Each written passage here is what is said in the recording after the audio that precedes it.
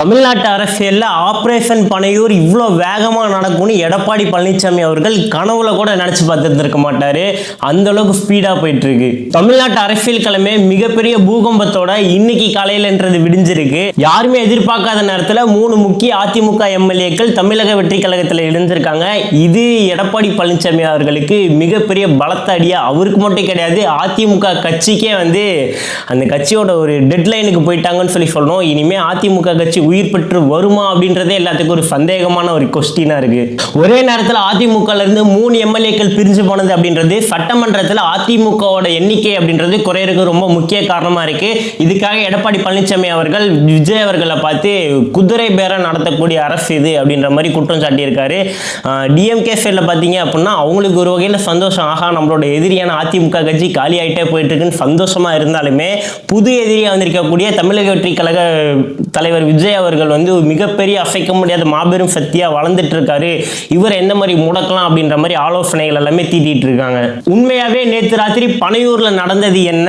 அதிமுக கட்சியில் இருக்கக்கூடிய ஒரு எம்எல்ஏக்களும் கலந்துகிட்டே வராங்களே, இதுக்கு பின்னாடி இருக்க பின்னணி என்ன? அதிமுக கட்சி நிலைக்குமா, இல்ல கட்சி அவ்வளவுதான் சகாப்தம் முடிஞ்சு போச்சா, அவ்வளவுதான் பினிஷ் ஆயிடுச்சா? இது எல்லாத்த பத்தி தான் இந்த வீடியோல டீட்டெயிலா பேச போறோம். நீங்க என்ன நம்ம வாய்ஸ் ஆர்மி கேங்ல ஜாயின் பண்ணல அப்படின்னா இப்பவே வாய்ஸ் ஆஃப் வெற்றி சேனலை சப்ஸ்கிரைப் பண்ணி நீங்களும் நம்ம கேங்ல ஜாயின் பண்ணிக்கோங்க. தெரியாது உண்மை தெரிஞ்சுக்கோங்க. பலவலன் பேசாம டைரக்டா வீடியோக்குள்ள போயிடலாம். ஐ எம் வெற்றி, உங்களை வாய்ஸ் ஆஃப் வெற்றி சேனலுக்கு வரவேற்கிறேன். We are united for truth. உண்மையை அறிய வாருங்கள்.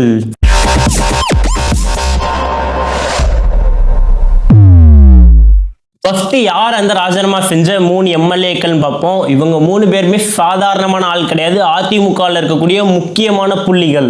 முதல் எம்எல்ஏ யாருன்னு பார்த்தீங்கன்னா மரகதம் குமரவேல், அதாவது மதுராந்தகர் தொகுதியோட ஒரு எம்எல்ஏ. ரெண்டாவதா யாருன்னு பார்த்தீங்கன்னா பெருந்துறையை சேர்ந்த ஜெயக்குமார் எம்எல்ஏ அவர்கள். மூணாவதா யாருன்னு பார்த்தீங்கன்னா சத்யபாமா தாராபுரத்தை சேர்ந்த எம்எல்ஏ. இவங்க 3 பேருமே மக்களால் வின் பண்ணப்பட்ட எம்எல்ஏக்கள் இந்த வருஷத்துல. ஓகேங்களா, இவங்க 3 பேரும் என்ன ஆயிடுச்சு அப்படின்னா அதிமுக இருந்து விலகி ராஜினாமா கடிதத்தை சபாநாயகர்கிட்ட நேற்று நைட்டே போயிட்டு சபாநாயகர் அலுவலகத்திலே கொடுத்துருக்காங்க. அதையும் சபாநாயகர் உடனடியாக ஏற்றுக்கொண்டுட்டாங்க. அதுக்கு அடுத்த கட்டமாக பார்த்தீங்க அப்படின்னா தமிழக வெற்றி கழகத்தில் உறுப்பினர் அட்டையை வாங்கி அப்பவே போய் பனையூரில் விஜய் அவர்களை சந்திச்சிருக்காங்க. இது எல்லா விஷயம் நேற்று நைட்டு நடந்திருக்கு.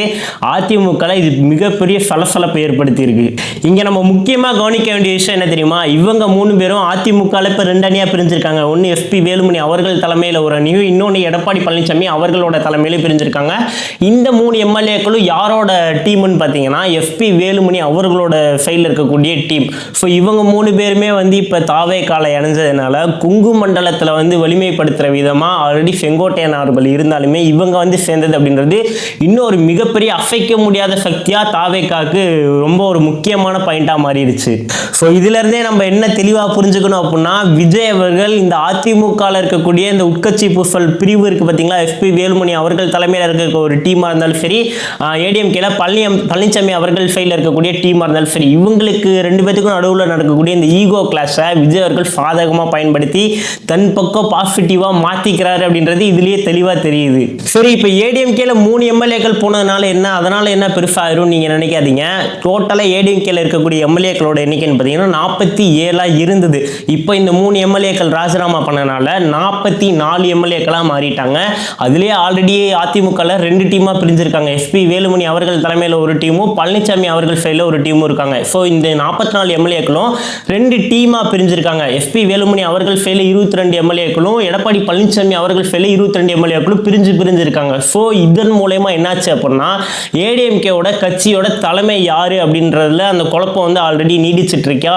ஸோ இது மெஜாரிட்டி இப்போ எடப்பாடி பழனிசாமி அவர்கள் சைடில் இருந்த வரைக்கும் ஓகேவா இருந்தது. இப்போ இவங்க 3 பேர் ராஜினாமா செஞ்சதுனால கட்சியோட அடுத்த தலைவர் யாருன்ற சமநிலையை பாதிக்கிற வகையில் இந்த 3 பேர்த்தோட ராஜினாமா அப்படின்றது அமைஞ்சிருக்கு. எடப்பாடி பழனிசாமி அவர்களுக்கு ஆதரவாக 22 எம்எல்ஏக்கள் இருக்காங்க. எஸ்பி வேலுமணி அவர்கள் தலைமையில் பார்த்தீங்க அப்படின்னா அவருக்கு ஆதரவாக 22 எம்எல்ஏக்கள் இருக்காங்க. ஸோ இப்போ வரைக்கும் கட்சியோட தலைமை யாருன்னு பார்த்தீங்கன்னா எடப்பாடி பழனிசாமி அவர்கள். ஆனால் இனிமேல் எஸ்பி வேலுமணி அவர்கள் நினைச்சாங்க அப்படின்னா அதிமுகவோட தலைமையாக இருக்கக்கூடிய எடப்பாடி பழனிசாமி அவர்களுடைய பதவியவே காலி பண்ணுற அளவுக்கு பவர் யாருக்கிட்ட வந்துருச்சுன்னா எஸ்பி வேலுமணி அவர்கள் கிட்ட வந்துடுச்சு.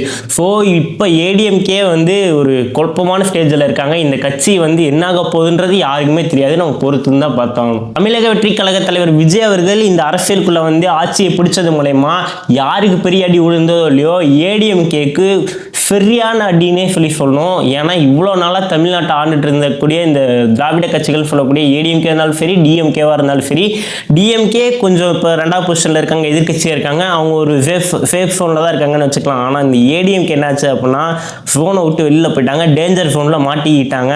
அந்த கட்சி வந்து இப்போ உயிர் பொழைக்குமான்றதே ஒரு சந்தேகத்தில் இருக்குது. ஏன்னா கட்சிக்குள்ளாரே 1008 குழப்பன்றதுக்கு 2 டீமாக பிரிஞ்சிருக்காங்க. எம்எல்ஏக்கள் வேற கட்சிக்கு தவறாங்க.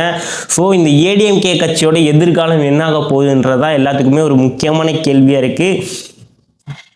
நீங்க என்ன நினைக்கிறீங்க? கட்சி உயிர் பிழைக்க வாய்ப்பு இருக்கா? இல்ல பிரகாஷ்ராஜ் அவர்கள் ஒரு படத்தோட காமெடியில் சொல்லுவார்ல, என்னப்பா எல்லாருக்கும் சொல்லியாச்சா, அந்த பாடகட்டர்களை ரெடி பண்ணியாச்சா அப்படின்ற மாதிரி தான் ஏடிஎம்கேவோட கட்சிக்கு சொல்கிறேன், ஓகேங்களா? கட்சியோட சுச்சுவேஷன் இப்போ அந்த மாதிரி தான் இருக்குது. இந்த சம்பவம்லாம் நடந்து முடிஞ்ச உடனே பார்த்தீங்கன்னா எடப்பாடி பழனிசாமி அவர்கள் உடனே அவசரமாக ப்ரெஸ் எல்லாமே கூப்பிட்டு விஜய் அவர்கள் மேலே குற்றம் சாட்ட ஆரம்பிச்சிட்டாரு.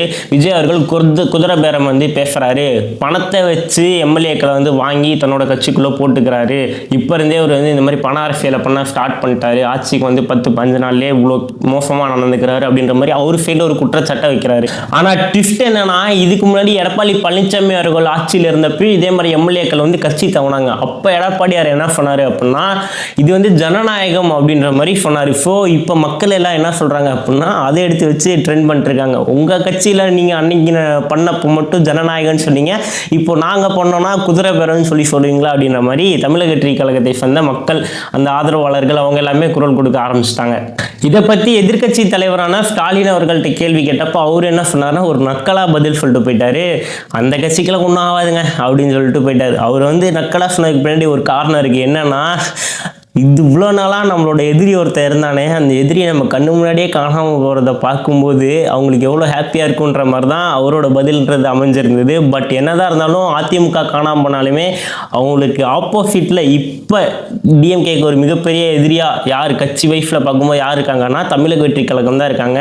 அவங்களுக்கு முன்னாடி நிற்கிறது ஒரு எதிரி கிடையாது, ஒரு மிகப்பெரிய ஜெயண்ட். அதாவது டிவிகே வந்து இப்போ ஒரு மிகப்பெரிய மாபெரும் சக்தியாக மாறிட்டு இருக்கு. ஏன்னா எம்எல்ஏக்களோட பலன்றது அதிகரிச்சுட்டே போயிட்டு இருக்கு. 108 பெரும்பான்மைக்கும் கம்மியாக இருந்தாங்க.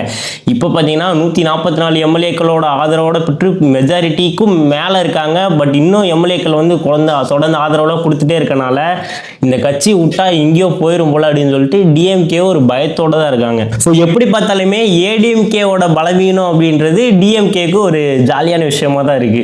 ஸோ இப்போ ஒரு முக்கியமான கொஸ்டின் அப்படின்னா, விஜய் அவர்களோட அடுத்த மூவ் என்னவா இருக்கும் அப்படின்றதா தான் இருக்கும். ஸோ இந்த ஏடிஎம்கேல இருந்து வெளியில் வந்த 3 எம்எல்ஏக்களோட தொகுதியிலுமே பார்த்தீங்கன்னா திருப்பி இடைத்தேர்தல் வர்றதுக்கான வாய்ப்புன்றது அதிகமாக இருக்குது. ஸோ அதில் திருப்பி அவங்க எதில் போட்டி போடுவாங்கன்னா தமிழக வெற்றி கழகம் அந்த எம்எல்ஏவோட இதுலேருந்து தான் போட்டி போடுவாங்க. அதில் ஜெயிச்சு வந்துடுவாங்களோ வராங்களோ ஓகே, அதெல்லாம் பின்னாடி பார்க்கலாம்.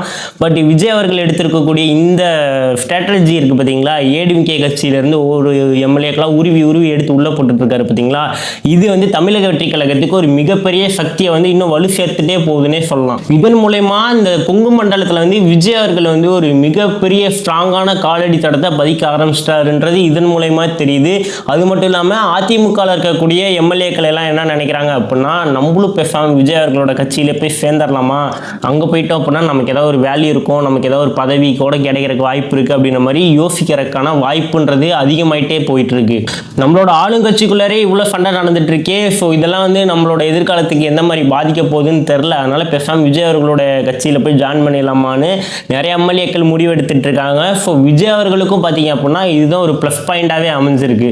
ஸோ ஐஃபார்மே தமிழ்நாட்டு அரசியல் கலை இப்போ ரொம்பவே விறுவிறுப்பாக போயிட்டு இருக்கு. எடப்பாடி பழனிசாமி அவர்கள் விஜய் அவர்கள் போட்ட அந்த ஸ்கெட்சில் இருந்து திருப்பி மீண்டு எழுந்து வருவாரா, இல்லை அதிமுக கட்சி இதோட காணாமல் போயிருமா, நீங்க என்ன நினைக்கிறீங்க? விஜய் அவர்கள் ஆட்சியை தக்க வச்சிருக்கிறதுக்காக இந்த மாதிரி வெளியில் இருக்கக்கூடிய கட்சிகள்ல இருந்து எம்எல்ஏக்களை உருவி தன்னோட சைடில் போட்டுக்கிறாரு, இதெல்லாம் நியாயமா தர்மமா?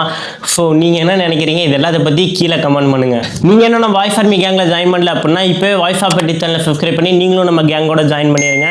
நம்ம 1425 பேர் இருக்கும். ஸோ நீங்களும் நம்ம கேங்கோட ஜாயின் பண்ணி தெரியாத உண்மையை தெரிஞ்சுக்கோங்க. ஸோ வாய்ஸ் ஆர்மி உங்கள் தட்டனை மறக்காமல் கீழே கமெண்ட் பண்ணுங்கள். இப்போ நான் கிளம்புறேன். அது வரைக்கும் பாய்.